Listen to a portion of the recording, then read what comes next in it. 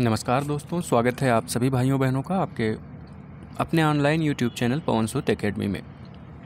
दोस्तों, ये हमारे राजस्थान के भूगोल का पहला पार्ट है जिसमें हम लोग चर्चा करेंगे राजस्थान की स्थिति एवं विस्तार के बारे में। और भी सब्जेक्ट का, अर्थशास्त्र का, साइंस का, हिस्ट्री का, कंप्यूटर का, ये सभी का सेशन आपको दिया जा चुका है। तो अगर आपने अभी तक नहीं देखा है तो प्लेलिस्ट को जा करके विजिट कर लीजिए। भाइयों, बात करेंगे हम लोग राजस्थान की स्थिति एवं विस्तार में ग्लोबी स्थिति। ग्लोबी स्थिति के अंतर्गत अक्षांशीय स्थिति क्या है राजस्थान की, देशांतरी स्थिति क्या है। अक्षांशीय में स्थिति, ताप कटिबंध और वनस्पति के बारे में। देशांतर में भी स्थिति और समय के बारे में चर्चा करेंगे। समय में हम लोग दो चीज़ों का अध्ययन करेंगे, एक स्थानीय समय और एक मानक समय के बारे में। विस्तार में हम क्या पढ़ेंगे तो क्षेत्रफल और सीमाएं पढ़ेंगे। सीमाओं के अंतर्गत कौन कौन से राज्य हमारे जिले हमारे अंतर्राष्ट्रीय सीमा बनाते हैं, कौन कौन से जिले हमारे अंतर्राज्यीय सीमा बनाते हैं, किसके किसके साथ बनाते हैं, इनकी भौगोलिक स्थिति के बारे में कंप्लीट हम लोग एनालिसिस करेंगे। तो चलिए सबसे पहले हम बात करें कि राजस्थान की भौगोलिक स्थिति से संबंधित कथनों पर विचार कीजिए। तो ऐसे एक प्रश्न आपका मिलेगा। तो राजस्थान अक्षांशीय आधार पर उत्तरी गोलार्ध में स्थित है। जैसे हमारी ये पूरी पृथ्वी हो गई, ठीक है, इसको हम 4 भागों में डिवाइड कर लेते हैं। तो भारत हमारा यहाँ पे स्थित है और राजस्थान इसमें है। तो किस अक्षांश में है? ये अक्षांश रेखा हो गई, ये देशांतर रेखा हो गई। तो उत्तरी अक्षांश में हमारा राजस्थान स्थित है। सबसे पहले हम बात करें दिशाओं के बारे में। जब तक हमें दिशाएं नहीं पता रहेंगी तब तक हम न तो अक्षांश को समझ पाएंगे और न ही देशांतर को समझ पाएंगे। तो ऊपर की तरफ उत्तर दिशा होती है, नीचे की तरफ दक्षिण दिशा होती है, दाहिने तरफ पूर्व होता है और बाएं तरफ पश्चिम होता है। ध्रुव तारा किधर निकलता है? तो उत्तर की दिशा में ध्रुव तारा चमकता है। ये प्रश्न आपके सीटेट वगैरह के एग्जाम में काफ़ी बार पूछा हुआ है कि ध्रुव तारा किधर निकलता है। तो ध्रुव तारा उत्तर दिशा की तरफ निकलता है। ये 4 दिशाएं हमारी मुख्य हो गई। उसके बाद उत्तर और पूर्व के बीच में उत्तर पूर्व कोण जो बनता है, इस दिशा को कहा जाता है ईशान कोण। ठीक है, यह ईश्वर का प्रतीक होता है। उत्तर और पूर्व का जो दिशा होता है उसे ईशान कोण कहा जाता है। जो दक्षिण पूर्व का दिशा होता है उसे आग्नेय कोण कहा जाता है, अर्थात ये अग्नि देवता से संबंधित होता है। घर का चूल्हा वगैरह जो होता है वो हमेशा आप देखे होंगे दक्षिण पूर्व में ही लगाया जाता है, क्योंकि ये अग्नि देवता के लिए समर्पित होता है। दक्षिण पश्चिम में बात करें तो दक्षिण पश्चिम दिशा में नैऋत्य कोण होता है और ये पितृ लोगों को, जो बुजुर्ग लोग जिनका देहांत हो जाता है, उनके लिए ये दिशा सुनिश्चित की गई है। और जो हमारा उत्तर पश्चिम दिशा होता है ये वायव्य या वायव्य कोण इसे कहा जाता है और ये हमारे वॉशरूम वगैरह के लिए बढ़िया होता है। अगर इस हिसाब से आप घर बनाएंगे तो आपका वास्तु बिल्कुल ठीक होता है, तथाकथित जो आज के ट्रेंडिंग में चल रहा है, ठीक है ना। और एक दिशा ऊपर की होती है जिसे ऊर्ध्व कहा जाता है, एक नीचे होती है जिसे अधर कहा जाता है। इस प्रकार कुल दिशाएं कितनी? तो कुल दिशाओं की संख्या 10 होती है। ध्रुव तारा किधर निकलता है? तो उत्तर की तरफ। ऊपर की तरफ उत्तर होता है, नीचे की तरफ दक्षिण होता है, दाहिने तरफ पूर्व होता है, बाएं तरफ पश्चिम होता है। बात करें उत्तर पूर्व दिशा में क्या है, तो ईश्वर के लिए वह स्थान माना जाता है, ईशान कोण कहा जाता है। मैं इसलिए बता रहा हूँ, यहाँ से सीधा प्रश्न बन जाता है। ईशान कोण की दिशा होती है, आग्नेय कोण की दिशा होती है, तो दक्षिण पूर्व की दिशा जो होती है वो आग्नेय कोण की दिशा होती है। नैऋत्य कोण की दिशा होती है तो दक्षिण पश्चिम जो है ये नैऋत्य कोण का दिशा होता है। सीधा 1 नंबर का प्रश्न यहाँ से बन जाता है, ध्यान दीजिएगा। और जो उत्तर पश्चिम की दिशा होती है, दक्षिण पश्चिम में नैऋत्य कोण है, उत्तर पश्चिम में हमारा वायव्य कोण है। तो इन चीज़ों को आप ध्यान रखिएगा, क्योंकि यहाँ से ईशान कोण, आग्नेय कोण, नैऋत्य कोण और वायव्य कोण से आपके प्रश्न भी पूछा हुआ है। चलेंगे आगे, हम लोग बात करेंगे ये हमारी देशांतर रेखा है और ये हमारी भूमध्य रेखा है। राजस्थान कहाँ है? उत्तरी अक्षांश रेखा पे है। ठीक है, अक्षांश रेखा है ना ये। तो किस गोलार्ध में है? तो उत्तरी गोलार्ध में है। किस देशांतर में है? तो पूर्वी देशांतर में है। तो उत्तर पूर्वी अक्षांश देशांतर इसकी स्थिति हो गई। अक्षांश पूछेगा तो उत्तरी अक्षांश में है। देशांतर पूछे तो ये पूर्वी देशांतर है, ये पश्चिमी देशांतर है, तो पूर्वी देशांतर हो जाएगा। कंफ्यूज नहीं होइएगा, उत्तरी अक्षांश पूर्वी देशांतर में हमारा जो राजस्थान है वो स्थित है। भारत की स्थिति के बारे में बात करें, अगर भारत के इस परिप्रेक्ष्य में राजस्थान किस दिशा में स्थित है? तो उत्तर पश्चिम दिशा में है। ठीक है ना। और कर्क रेखा जो है वो राजस्थान के बिल्कुल दक्षिणी भाग से होते हुए गुजरती है। ठीक है ना। तो भारत के परिप्रेक्ष्य में राजस्थान किस दिशा में है? तो उत्तर पश्चिम दिशा में स्थित है। ठीक है ना। चलिए, राजस्थान का आकार कैसा है? तो राजस्थान का आकार विषम कोणीय चतुर्भुज या जिसे हम रोम्बस कहते हैं पतंगाकार है। तो रोम्बस को याद रखेंगे, बड़ा इजी तरीके से आप सही कर लेंगे। राजस्थान का आकार कैसा है? तो रोम्बस टाइप का है, अर्थात पतंगाकार है। ठीक है ना। चलेंगे आगे, बात करेंगे आकार का निर्धारण सबसे पहले किसने किया था।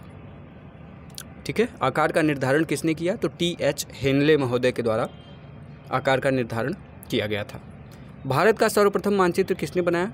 तो एनविले या कभी कभी आपको एनाविले देखने को मिल जाता है। तो भारत का मानचित्र सबसे पहले एनाविले के द्वारा बनाया गया था। भारत का आकार कैसा है?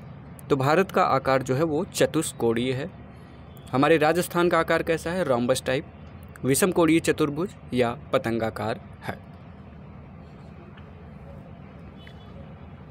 दिशाओं का निर्धारण की बात करें तो मानव जीवन में कृषि के साथ अस्थायित्व शुरू हुआ।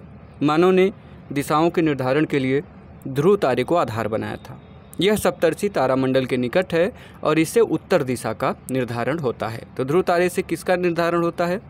तो उत्तर दिशा का निर्धारण होता है। राजस्थान के सबसे उत्तर में क्या है? तो पंजाब है। उत्तर पूर्व में क्या है? सबसे उत्तर में क्या है राजस्थान के? तो पंजाब है। उत्तर पूर्व में क्या है? तो हरियाणा है। पूर्व में क्या है? तो उत्तर प्रदेश है। उसके बाद दक्षिण पूर्व की बात करें तो मध्य प्रदेश आ जाएगा। दक्षिण पश्चिम की बात करें तो गुजरात आ जाएगा। बाकी हमारा यहाँ गंगानगर से मिला करके ये वाला इलाका जो है ये पाकिस्तान से अंतर्राष्ट्रीय सीमा को निर्धारित करता है। तो याद रहेगा, उत्तर में पंजाब है, उत्तर पूर्व में हरियाणा है, पूर्व में उत्तर प्रदेश है। ठीक है ना।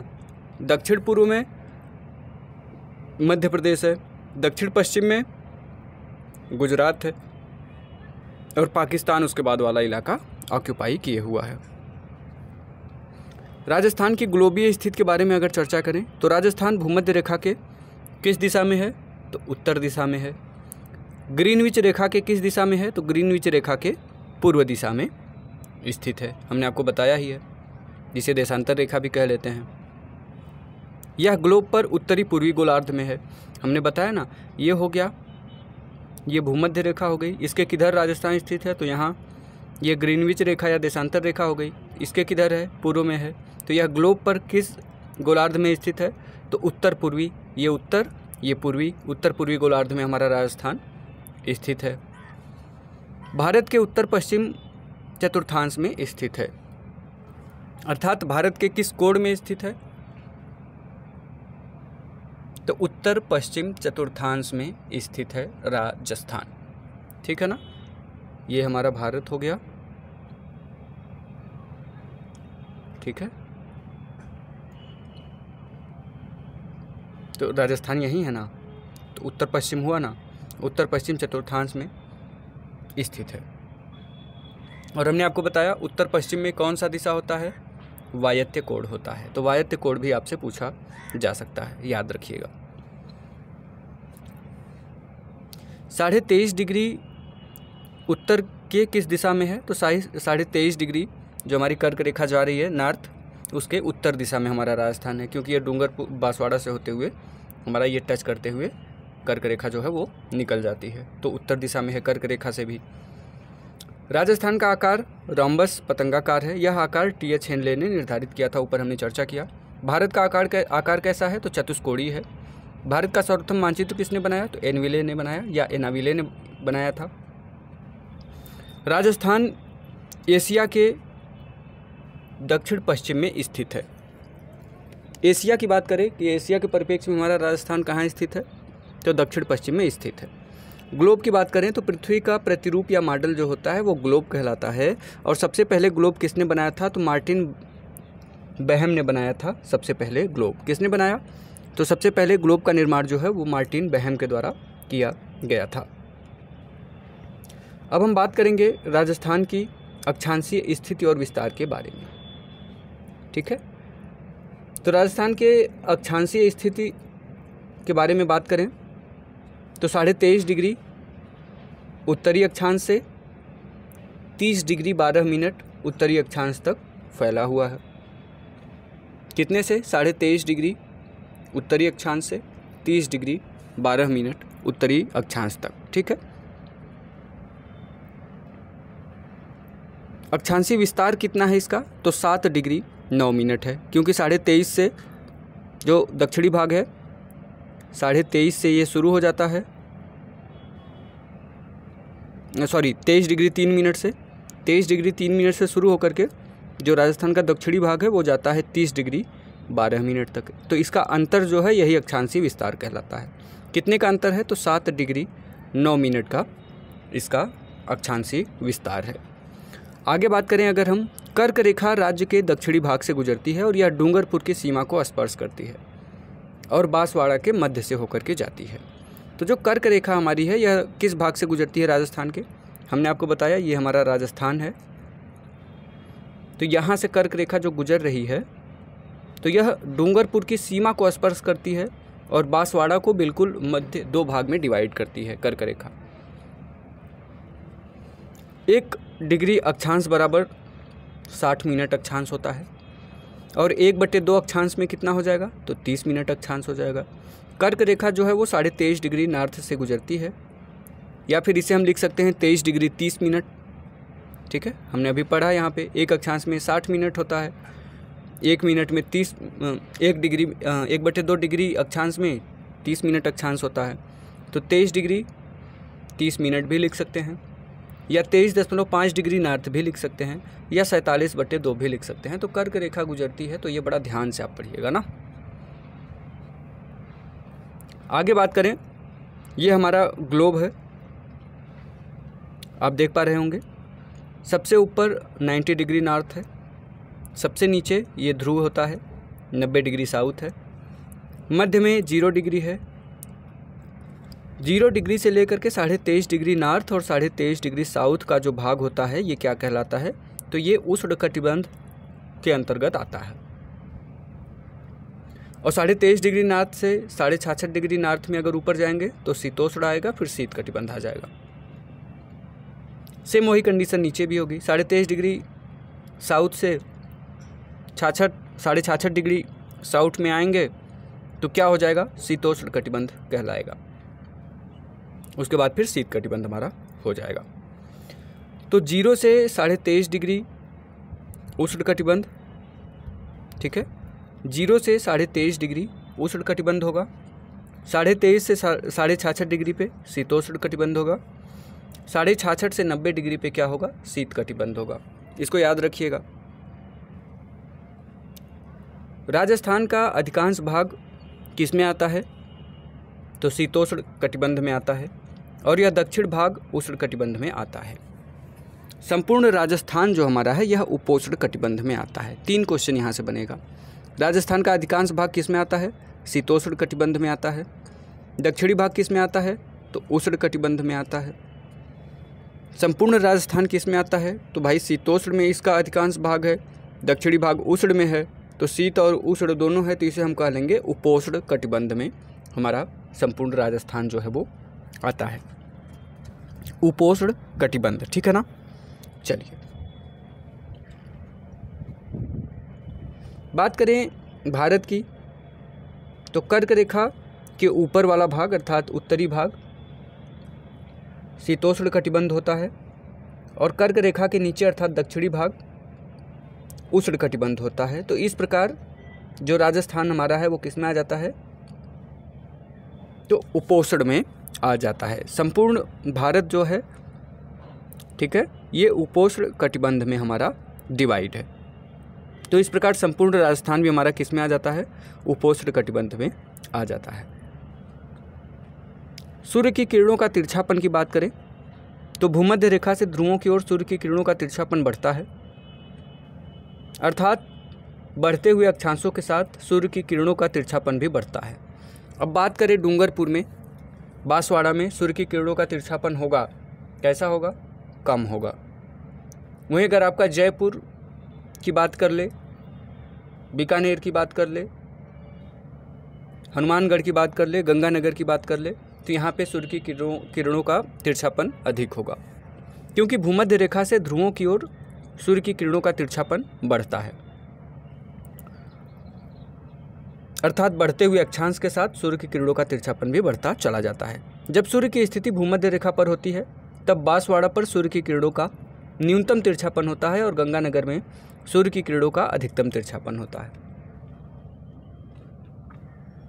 यह स्थिति 21 मार्च और 23 सितंबर को होती है, ठीक है ना। तो सर्वाधिक तिरछापन गंगानगर में कब होगा, 21 मार्च और 23 सितंबर को।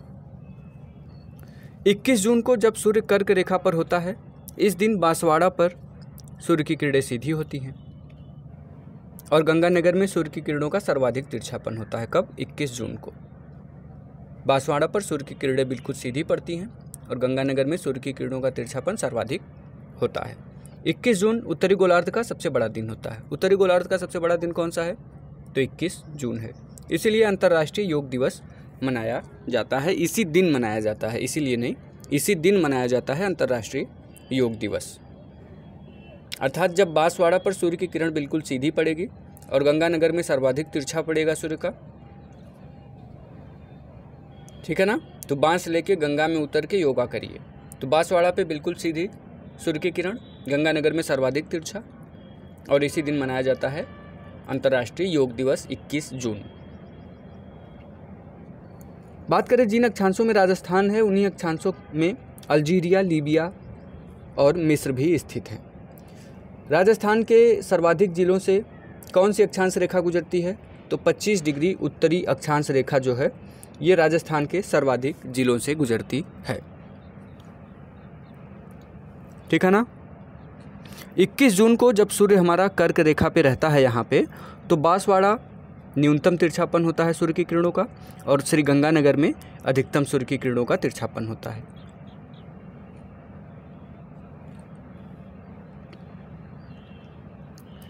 सूर्य भूमध्य रेखा पर कब कब आता है, तो 21 मार्च और 23 सितंबर को सूर्य जो है यह भूमध्य रेखा पर आता है। तो ये कुछ इंपॉर्टेंट फैक्ट रहा।